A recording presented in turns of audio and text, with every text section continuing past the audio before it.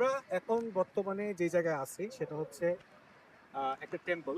আর এখানে যেই বুদ্ধিস্ট যেই স্ট্যাচুটা আছে সেই স্ট্যাচুটা হচ্ছে ওয়ার্ল্ডের সবচেয়ে বড় স্ট্যাচু।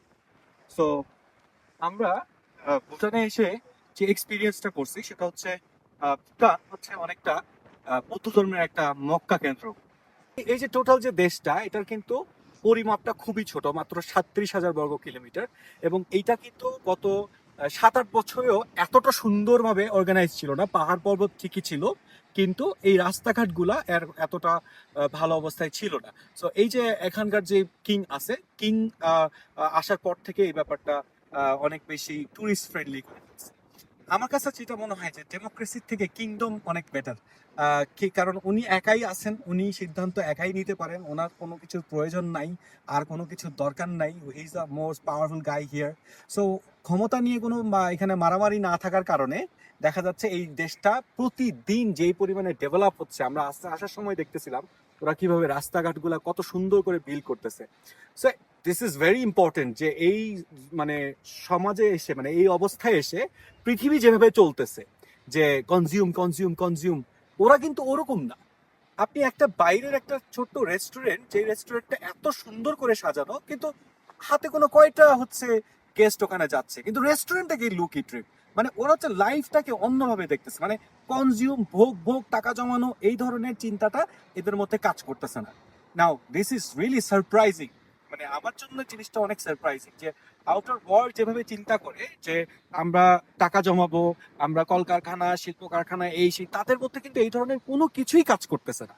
আমাদের দেশে জবাবদিহিতা বলে কোনো কিছু নাই, বাট এই দেশে জবাবদিহিতার একটা চরম লেভেল তারা ফলো করে। প্রত্যেকটা জায়গায় রুলস।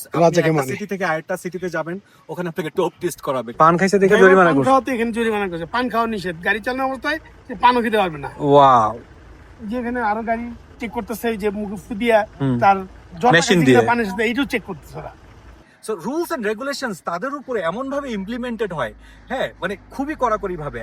আর এই দেশে কামড়া কামড়ি না, মানে আমাদের দেশে কে কাকে মারবে এই ধরনের একটা চিন্তা ভাবনা, কিন্তু এখানে এভরিওয়ান, আপনি দেখবেন যে কেউ কারো থেকে বড় কোনো বিল্ডিং তুলে না। আপনি এখানে খেয়াল করে দেখেন, সব বিল্ডিং গুলো একই সাইজের।